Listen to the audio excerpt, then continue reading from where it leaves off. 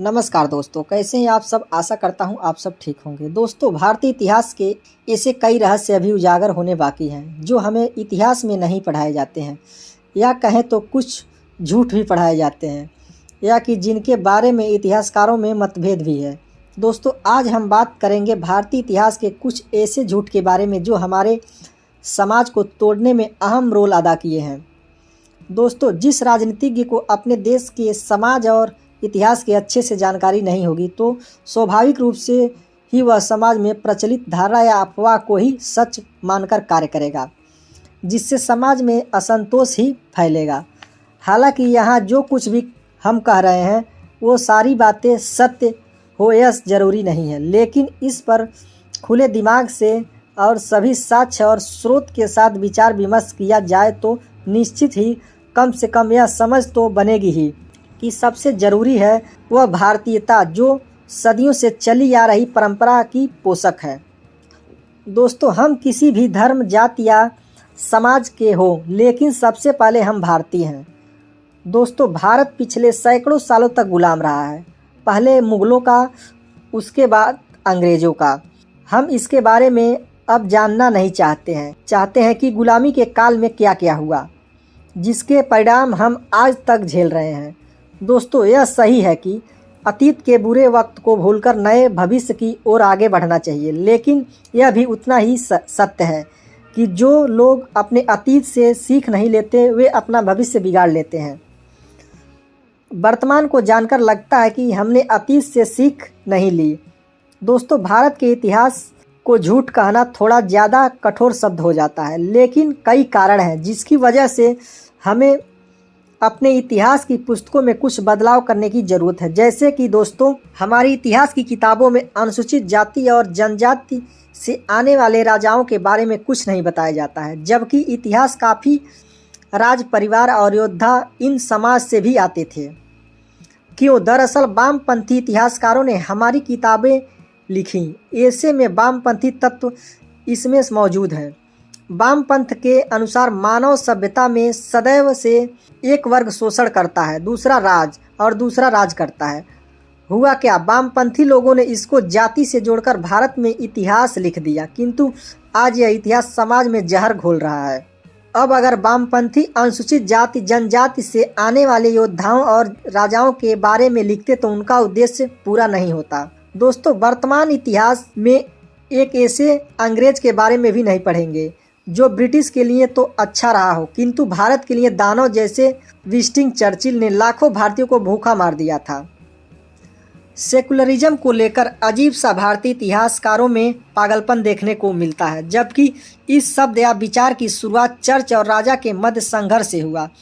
भारत में कभी मंदिर का पुजारी सत्ता के लिए गया ही नहीं, यहाँ संत सब त्याग देते थे। फिर क्यों भारतीय इतिहासकारों ने सेकुलरिज्म को इतना जोर दिया? दरअसल वो सब विदेशों में शिक्षित थे, आम भारतीयों से उनका कोई संबंध नहीं था। आम भारतीय को जानने के लिए वो अखबार पढ़ते थे और विदेशी नज़रिया ही लेकर ही उन्होंने भारत को समझा। इतिहास लेखन में सरकारों का दखल व अपने ही लोगों को नियुक्त करने से इतिहास सिर्फ चापलूसी बन गया। हमारे इतिहास की पुस्तकें स्वतंत्रता संग्राम के उन नायकों का योगदान बहुत कम करके आंकती हैं जो अंग्रेजी सत्ता के विरुद्ध हथियार की नीति को अपनाते थे और जनता में बेहद लोकप्रिय भी थे।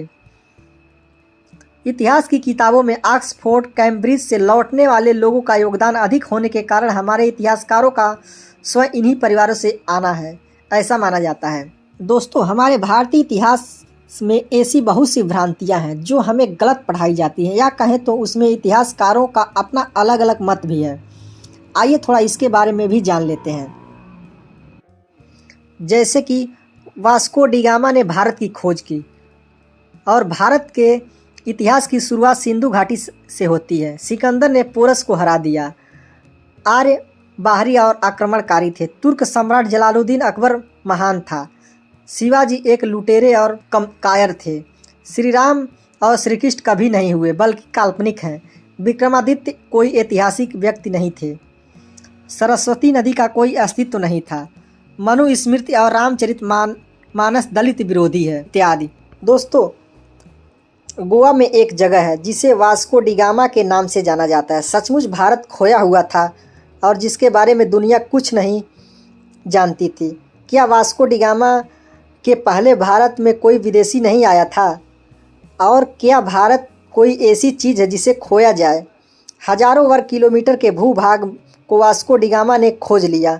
क्या आपको यह एक हास्यास्पद नहीं लगता? यह ऐसा ही है कि आप अपने पड़ोसी के घर को खोज लें और दुनिया में इतिहास प्रसिद्ध हो जाए।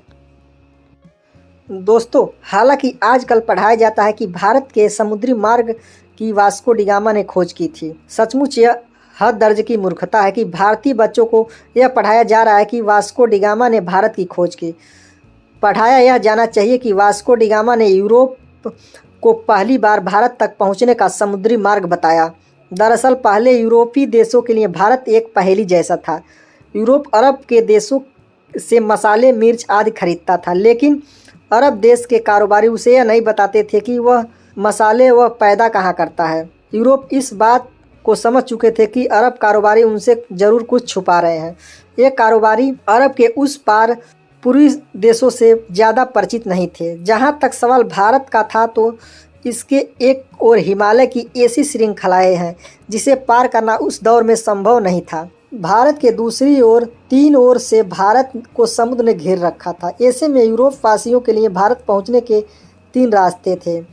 पहला, रसिया पार करके चीन होते हुए बर्मा में पहुंचकर भारत में आ जाना, जो कि अनुमान से कहीं ज़्यादा लंबा और जोखिम भरा था। दूसरा रास्ता था अरब और ईरान को पार करके भारत पहुंचना, लेकिन यह रास्ता अरब के लोग इस्तेमाल करते थे और वे किसी अन्य को अंदर घुसने नहीं देते थे। तीसरा रास्ता समुद्र का था, जिसमें चुनौती देने वाला सिर्फ समुद्र ही था। ऐसे में एक ऐसे देश के समुद्री मार्ग को खोज करने यूरोप के नाविक निकल पड़े, जिसके बारे में सुना बहुत था लेकिन देखा नहीं। इन नाविकों में से एक का नाम क्रिस्टोफर कोलंबस था, जो कि इटली के निवासी थे। भारत का समुद्री मार्ग खोजने निकले कोलंबस अटलांटिक महासागर में भ्रमित हो गए और वो अमेरिका की तरफ पहुंच गए। कोलंबस को लगा कि अमेरिका ही भारत है। इसी कारण वहां के मूल निवासियों को रेड इंडियन के नाम से भी जाना जाने लगा। कोलंबस की यात्रा के करीब 5 साल बाद पुर्तगाल के नाविक वास्को डिगामा जुलाई 1498 में भारत का समुद्री मार्ग खोजने निकले। वास्को डिगामा ने समुद्र के रास्ते कालीकट पहुंचकर यूरोप वासियों के लिए भारत पहुंचने का एक नया मार्ग खोज लिया। कहा जाता है कि 20 मई 1498 को वास्को डिगामा कालीकट तट पहुँचे और वहाँ के राजा से कारोबार के लिए हामी भरवा ली। कालीकट में 3 महीने रहने के बाद वास्को पुर्तगाल लौट गए। कालीकट अथवा कोलिकोड केरल राज्य का एक नगर है और वर्ष 1499 में भारत की खोज की यह खबर फैलने लगी। वास्को डिगामा ने यूरोप के लुटेरों, शासकों और व्यापारियों के लिए एक रास्ता बना दिया था। इसके बाद भारत पर कब्जा जमाने के लिए यूरोप के कई व्यापारी और राजाओं ने कोशिश की और समय समय पर वे आए और उन्होंने भारत के केरल राज्य के लोगों का धर्म बदलने में भी महत्वपूर्ण भूमिका निभाई। पुर्तगालियों की वजह से ब्रिटिश लोग भी यहाँ आने लगे। अंततः 1615 ईस्वी में यह क्षेत्र ब्रिटिश अधिकार में आया और 1698 ईस्वी में यहाँ फ्रांसीसी बस्तियाँ बसने लगी। फ्रांस और ब्रिटेन के बीच युद्ध काल में इस क्षेत्र की सत्ता बदलती रही।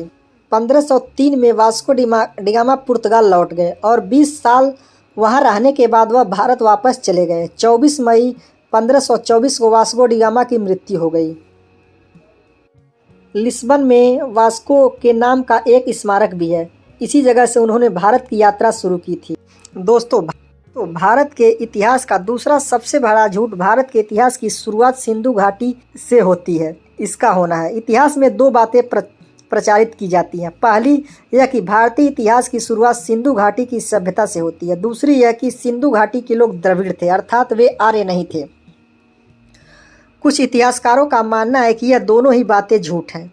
भारतीय इतिहास की शुरुआत को सिंधु घाटी की सभ्यता या फिर बौद्ध काल से जोड़कर नहीं देखा जा सकता है। कुछ इतिहासकार इसे सिकंदर के भारत आगमन से जोड़कर देखते हैं। बौद्ध काल या सिंधु घाटी सभ्यता के काल को प्राचीन भारत के इतिहास का काल मानना उचित नहीं है। दरअसल यह भारत के प्राचीन काल का अंतिम हिस्सा था। यदि हम मेहरगढ़ संस्कृति और सभ्यता की बात करें तो वह लगभग 7000 से 3300 ईसा पूर्व अस्तित्व में थी, जबकि सिंधु घाटी सभ्यता 3300 से 1700 ईसा पूर्व अस्तित्व में थी। प्राचीन भारत के इतिहास की शुरुआत 1200 ईसा पूर्व से लेकर 240 ईसा पूर्व के बीच नहीं हुई थी। यदि हम धार्मिक इतिहास के लाखों वर्ष के प्राचीन इतिहास को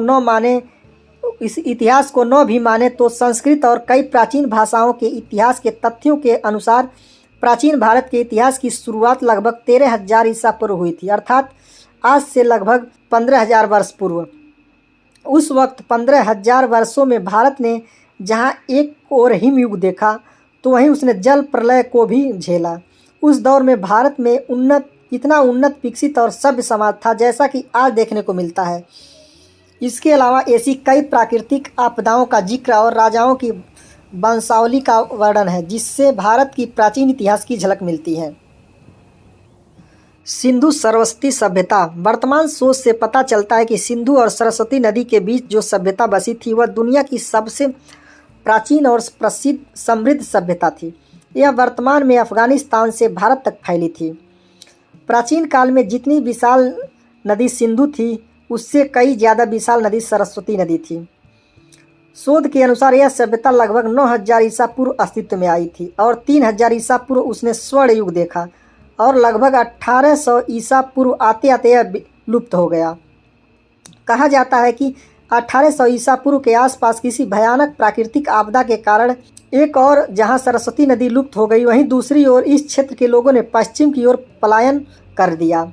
पुरातत्ववेत्ता मेसोपोटामिया को सबसे प्राचीन बताते हैं, लेकिन अभी सरस्वती सभ्यता पर शोध किए जाने की आवश्यकता है। तो अगला सबसे बड़ा झूठ हमें ये पढ़ाया जाता है कि सिकंदर ने पोरस को हरा दिया था। यह झूठ है या सच, इसकी फिर से खोज की जानी चाहिए। यदि इसमें भ्रम है तो इस भ्रम को भी यथावत इतिहास में पढ़ाया जाना चाहिए, अर्थात दोनों ही तरह की मान्यता को उजागर किया जाना चाहिए। चाणक्य का साथी क्या पोरस महान नहीं था? आज लोग कहते हैं कि वो जीता वही सिकंदर। दोस्तों, महान सम्राट पोरस को हराकर बंधक बनाकर जब सिकंदर के सामने पेश किया गया तो सिकंदर ने पूछा, तुम्हारे साथ क्या किया जाए? तो पोरस ने कहा, मेरे साथ वो व्यवहार करो जो एक राजा दूसरे राजा के साथ करता है। सचमुच यह एक अच्छा वाक्य है, लेकिन क्या इसमें सच्चाई है? क्या यह यूनानी इतिहासकारों ने सिकंदर को महान बनाने के लिए नहीं लिखा है? पुरु का नाम यूनानी इतिहासकारों ने पोरस लिखा है। इतिहास को निष्पक्ष लिखने वाले प्लूटार्क ने लिखा, सिकंदर सम्राट पुरु की 20,000 की सेना के सामने तो ठहर नहीं पाया। आगे विश्व की महानतम राजधानी मगध के महान सम्राट ध्याननंद की सेना 3,50,000 की सेना उसका स्वागत करने के लिए तैयार थी, जिसमें 80,000 घुड़सवार और 80,000 युद्धक रथ एवं 70,000 विध्वंसक हाथी सेना थी। उसके क्रूर सैनिक दुश्मन के सैनिकों को गाजर मूली की तरह काट देते थे। दोस्तों, क्या सिकंदर एक महान विजेता था? ग्रीस के प्रभाव में लिखी गई पश्चिम के इतिहास की किताबों में यही बताया जाता है और पश्चिम जो कहता है दुनिया उसे आंख मूंद कर मान लेती है। मगर ईरानी और चीनी इतिहास के नज़रिए से देखा जाए तो यह छवि कुछ अलग ही दिखाती है। सिकंदर के हमले की कहानी बुनने में पश्चिमी देशों को ग्रीक भाषा और संस्कृत से मदद मिली, जो ये कहती है कि सिकंदर का अभियान उन पश्चिमी अभियानों में पहला था जो पूरब के बर्बर समाज को सभ्य और सुसंस्कृत बनाने के लिए किए गए। अब यह कहा होगा कि बर्बर तो वे लोग थे जो आक्रमणकारी थे। अजीब लगता है, जबकि भारत में सिकंदर को महान कहा जाता है और उस पर गीत लिखे जाते हैं, उस पर तो फिल्में भी बनी हैं जिसमें उसे महान बताया गया है और एक कहावत भी निर्मित हो गई है, जो जीता वही सिकंदर। यदि सचमुच ही भारतीयों ने पश्चिम नहीं भारतीय इतिहासकारों को पढ़ा होता तो वे कहते जो जीता वही पोरस। लेकिन अंग्रेज़ों की 2000 वर्षों की गुलामी ने अंग्रेज भक्त जो बना दिया। सिकंदर अपने पिता की मृत्यु के पश्चात अपने सौतेले व चचेरे भाई का कत्ल करने के बाद मैसेडोनिया के सिंहासन पर बैठा था। अपनी महत्वाकांक्षा के कारण वह विश्व विजय को निकला। यूनान के मकदूनिया का यह राजा सिकंदर कभी भी महान नहीं रहा। यूनानी योद्धा सिकंदर एक क्रूर, अत्याचारी और शराब पीने वाला व्यक्ति था, ऐसा माना जाता है। इतिहासकारों के अनुसार सिकंदर ने कभी भी उदारता नहीं दिखाई। उसने अपने अनेक सहयोगियों को उनकी छोटी छोटी भूल से रुष्ट होकर उन्हें तड़पा तड़पा कर मार देता था। क्या एक क्रूर और हत्यारा व्यक्ति महान कहलाने लायक है। गंधार के राजा आम्भी ने सिकंदर का स्वागत किया। आम्भी ने भारत के साथ गद्दारी भी की। प्रसिद्ध इतिहासकार एरियन लिखते हैं कि जब बैक्ट्रिया के राजा बसूस को बंदी बनाकर लाया गया तब सिकंदर ने उनको कोड़े लगवाए और उनकी नाक कान कटवा डाले। इतने पर भी उसे संतोष नहीं हुआ तो उसने अंत में उनकी हत्या भी करवा दी। उसने अपने गुरु अरस्तु के भतीजे कलास्थनीज को मारने में संकोच नहीं किया। एक बार किसी छोटी सी बात पर उसने अपने सबसे करीबी मित्र क्लीटोस को मार डाला था। अपने पिता के मित्र परमीनियन जिनकी गोद में सिकंदर खेला था उसने उनको भी मरवा दिया था। सिकंदर की सेना जहाँ भी जाती पूरे नगर जला दिए जाते, वहाँ महिलाओं और बच्चों का अपहरण कर लिया जाता। ऐसा क्रूर सिकंदर अपने क्या महान सम्राट पोरस के प्रति उदार हो सकता था। यदि पोरस हार जाते तो क्या वे जिंदा बचते और क्या उनका साम्राज्य यूनानियों का साम्राज्य नहीं हो जाता। इतिहास में यह लिखा गया है कि सिकंदर ने पोरस को हरा दिया था। यदि ऐसा होता तो सिकंदर मगध तक पहुंच जाता और इतिहास कुछ और होता, लेकिन इतिहास लिखने वाले यूनानियों ने सिकंदर की हार को पोरस की हार में बदल दिया। हारे हुए सिकंदर का सम्मान और उसकी प्रतिष्ठा बनाए रखने के लिए यूनानी लेखकों ने यह सारा झूठा जाल रचा। स्ट्रेबो, स्वानवेक आदि विदेशी विद्वानों ने तो कई स्थानों पर इस बात का उल्लेख भी किया है कि मेगास्थनीज आदि प्राचीन यूनानी लेखकों के विवरण झूठे हैं। ऐसी विवरणों के कारण ही सिकंदर को महान समझा जाने लगा और पोरस को एक हारा हुआ योद्धा, जबकि सच्चाई इसके ठीक विपरीत थी। सिकंदर को हराने के बाद पोरस ने उसे छोड़ दिया था और बाद में चाणक्य के साथ मिलकर उसने मगध पर आक्रमण किया था। यूनानी इतिहासकारों के झूठ को पकड़ने के लिए ईरानी और चीनी विवरण और भारतीय इतिहास के विवरणों को भी पढ़ा जाना चाहिए। यूनानी इतिहासकारों ने सिकंदर के बारे में झूठ लिखा। ऐसा करके उन्होंने अपने महान योद्धा और देश के सम्मान को बचाया। जवाहरलाल नेहरू अपनी पुस्तक ग्लिम्पसेज ऑफ वर्ल्ड हिस्ट्री में लिखते हैं कि सिकंदर अभिमानी, उदंड, अत्यंत क्रूर और हिंसक था। वह स्वयं को ईश्वर के समान समझता था। क्रोध में आकर उसने अपने निकटतम मित्रों और सगे संबंधियों की हत्या की और महान नगरों को उसके निवासियों सहित पूर्णतः ध्वस्त कर दिया। दोस्तों, अगला झूठ ये भी है कि आर्य बाहरी और आक्रमणकारी थे। दोस्तों, यह विडंबना है या कि भारतीय लोगों की मूर्खता कि आधिकारिक इतिहास की शुरुआत में ही यह बताया गया है कि भारत में रहने वाले लोग यहाँ के मूल निवासी नहीं है। संभवतः भारत दुनिया का ऐसा पहला देश होगा जहाँ के लोग खुद के ही भारतीय होने पर संदेह करते हैं। यह संदेह उनके दिमाग में 1 या 2 दिन में नहीं डाला गया। यह सैकड़ों साल की गुलामी और मैकाले की शिक्षा का परिणाम है। मैकाले की अवैध संतानों ने हमें बताया कि हम आर्य हैं, हम बाहर से आए हैं, लेकिन कहाँ से आए हैं उसका कोई उन्होंने सटीक जवाब नहीं दिया। कोई सेंट्रल एशिया कहता है तो कोई साइबेरिया, तो कोई मंगोलिया, तो कोई ट्रांस कोकेशिया, तो कुछ ने आर्यों को स्कैंडिनेविया बताया। मतलब यह है कि किसी के पास आर्यों का सबूत नहीं है। फिर भी साइबेरिया से लेकर बहुत से देशों तक हर कोई अपने अपने हिसाब से आर्यों का पता बता देता है। विश्वविद्यालय में बैठे बड़े बड़े इतिहासकार को इन सवालों का जवाब देना है। सवाल पूछने वाले को पहले लताड़ना है, उसे बुद्धिहीन घोषित करना है और फिर इतिहास के मूल प्रश्नों पर पर्दा डाल देना है। दोस्तों, भारत की सरकारी किताबों में आर्यों के आगमन को आर्यन इन्वेंजन थ्योरी कहा जाता है। इन किताबों में आर्यों को घुमंतु या कबीलाई बताया जाता है। यह ऐसे लोग थे जिनके पास वेद थे, रथ थे, खुद की भाषा थी और उस भाषा की लिपि भी थी। मतलब यह है कि वे पढ़े लिखे, सभ्य और सुसंस्कृत खानाबदोश लोग थे। यह दुनिया का सबसे अनोखा उदाहरण यह है। यह थ्योरी मैक्स मूलर ने जानबूझकर गढ़ी थी।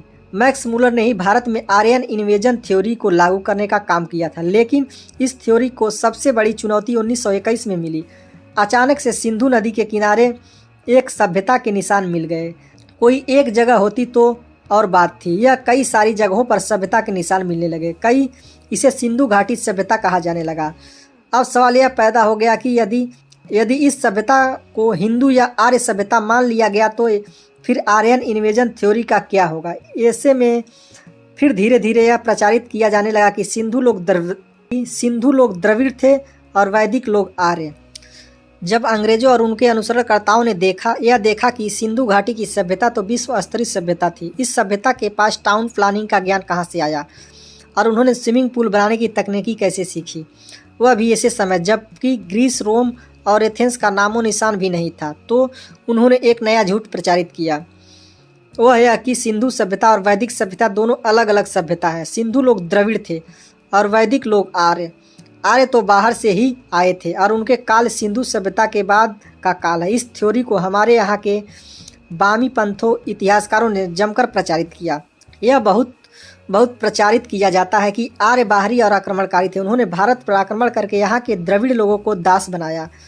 पहले अंग्रेजों ने, फिर हमारे ही इतिहासकारों ने इस झूठ का प्रचारित और प्रसार किया। आर्य को उन्होंने एक जाति माना और द्रविड़ को दूसरी जाति। इस तरह विभाजन करके उन्होंने भारत का इतिहास लिखा। दरअसल विदेशी विभाजन में ही विश्वास रखते थे और उन्हीं का अनुसरण करने वाले हमारे देश में आज भी लाखों लोग पड़े हैं जो जाति के नाम पर देश का विभाजन करते रहते हैं। आर्य का अर्थ होता है आर्य श्रेष्ठ। आर्य किसी जाति का नहीं बल्कि एक विशेष विचारधारा को मानने वाले का समूह था, जिसमें श्वेत, पीत, रक्त, श्याम और अश्वेत रंग के लोग भी सभी लोग शामिल थे। नई खोज के अनुसार आर्य आक्रमण नाम की चीज न तो भारतीय इतिहास के किसी कालखंड में घटित हुई और न ही आर्य तथा द्रविड़ नामक दो पृथक मानव नस्लों का अस्तित्व ही कभी धरती पर रहा। फिनलैंड के तार्तु विश्वविद्यालय एस्टोनिया में भारतीयों के डीएनए गुणसूत्र पर आधारित एक अनुसंधान हुआ। कैम्ब्रिज विश्वविद्यालय के प्रोफेसर डॉक्टर किवीसिल्ड के निर्देश में एस्टोनिया स्थित एस्टोनियन बायो सेंटर तार्तु विश्वविद्यालय के शोध छात्र ज्ञानेश्वर चौबे ने अपने अनुसंधान में यह सिद्ध किया है कि सारे भारतवासी जीन अर्थात गुणसूत्रों के आधार पर एक ही पूर्वजों की संतानें हैं। आर्य और द्रविड़ का कोई भेद गुणसूत्रों के आधार पर नहीं मिलता। और तो और जो आनुवंशिक गुणसूत्र भारतवासियों में पाए जाते हैं वही डीएनए गुणसूत्र दुनिया के किसी अन्य देश में नहीं पाए जाते हैं। शोध कार्य में वर्तमान भारत, पाकिस्तान, बांग्लादेश, श्रीलंका और नेपाल की जनसंख्या में विद्यमान लगभग सभी जातियां, उपजातियों, जनजातियों के लगभग 13,000 नमूने के परीक्षण परिणामों का इस्तेमाल किया गया। इनके नमूनों के परीक्षण से प्राप्त परिणामों की तुलना मध्य एशिया, यूरोप और चीन, जापान आदि देशों में रहने वाले मानव नस्लों के गुणसूत्रों से की गई। इस तुलना में पाया गया कि सभी भारतीय, चाहे वह किसी भी धर्म को मानने वाले हों, 99% समान पूर्वजों की संतानें हैं। इससे यह सिद्ध होता है कि भारत में आर्य और द्रविड़ विवाद व्यर्थ है। उत्तर और दक्षिण भारतीय एक ही पूर्वज की संतानें हैं।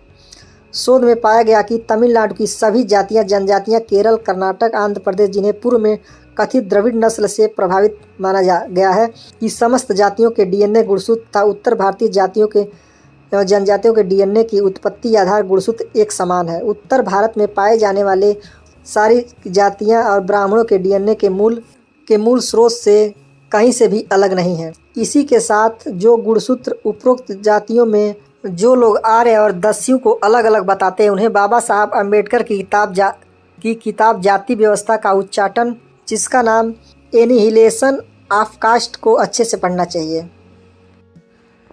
इसी तरह एक अनुसंधान भारत और अमेरिका के वैज्ञानिकों ने भी किया था। उनके इस साझे आनुवंशिक अध्ययन के अनुसार उत्तर और दक्षिण भारतीयों के बीच बताई जाने वाली आर्य अनार्य असमानताएं अब नए शोध के अनुसार कोई सच्ची आनुवंशिक असमानता नहीं है। अमेरिका में हार्वर्ड के विशेषज्ञों और भारत के विश्लेषकों ने भारत की प्राचीन जनसंख्या के जीनों के अध्ययन के बाद पाया कि सभी भारतीयों के बीच एक आनुवंशिक संबंध है। इस शोध से जुड़े CCMB अर्थात centre for cellular and molecular biology के पूर्व निदेशक और इस अध्ययन के सह लेखक लाल जी ने एक प्रेस कॉन्फ्रेंस में बताया कि शोध के नतीजे के बाद इतिहास को दोबारा लिखने की जरूरत पड़ सकती है। उत्तर और दक्षिण भारतीयों के बीच कोई अंतर नहीं है। CCMB के वरिष्ठ विश्लेषक कुमार समय थंगरंजन का मानना है कि आर्य और द्रविड़ सिद्धांतों के पीछे कोई सच्चाई नहीं है। वे प्राचीन भारतीयों के उत्तर और दक्षिण में बसने के सैकड़ों या हजारों साल बाद भारत आए थे। इसी शोध में भारत के 13 राज्यों के 25 विभिन्न जाति समूहों के लिए 132 व्यक्तियों के जीनों में मिले 5 लाख आनुवंशिकी मार्करों का विश्लेषण किया गया था। इन सभी लोगों को पारंपरिक रूप से 6 अलग अलग भाषा, परिवार, ऊंची नीची जाति और आदिवासी समूहों से लिया गया था। उनके बीच साझे आनुवंशिक संबंधों से साबित होता है कि भारतीय समाज की संरचना में जातियां अपने पहले के कबीलों जैसे समुदायों से बनी थी। उस दौरान जातियों की उत्पत्ति जनजाति और आदि समूहों से हुई थी। जातियां और कबीलों अथवा आदिवासियों के बीच अंतर नहीं किया जा सकता, क्योंकि उनके बीच के जीनों की समानता यह बताती है कि दोनों अलग अलग नहीं है। दोस्तों, भारतीय इतिहास में एक झूठ ये भी पढ़ाया जाता है कि अकबर महान था। इतिहासकार ठाकुर राम सिंह शेखावत के अनुसार देश के पहले शिक्षा मंत्री मौलाना आज़ाद को भारतीय संस्कृति का ज्ञान नहीं था।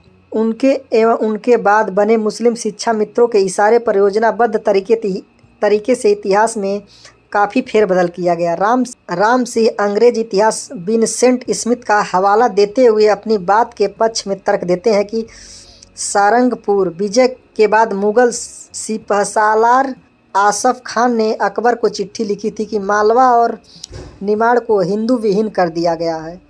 इस चिट्ठी का उल्लेख स्मिथ की पुस्तक में है।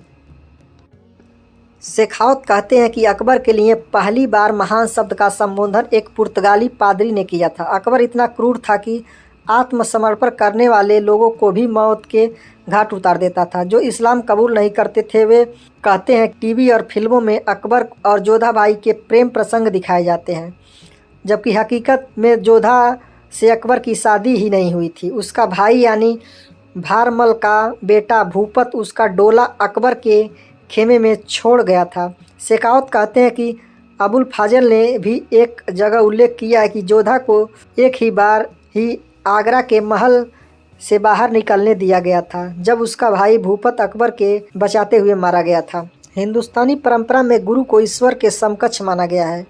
बैरम खान ने सिर्फ अकबर का संरक्षक था, बल्कि उसका गुरु भी था और उसने मुग़ल साम्राज्य को भारत में फैलाने में अहम भूमिका निभाई थी। मगर उसका हश्र क्या हुआ?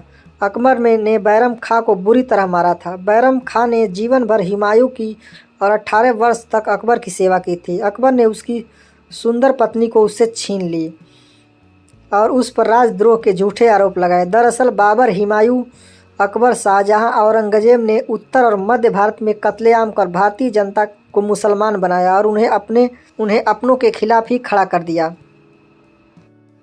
दोस्तों, कैसी लगी जानकारी कमेंट बॉक्स में ज़रूर बताएं और जानकारी अच्छी लगी तो वीडियो को लाइक और चैनल को सब्सक्राइब भी कर लीजिए। धन्यवाद। जय हिंद।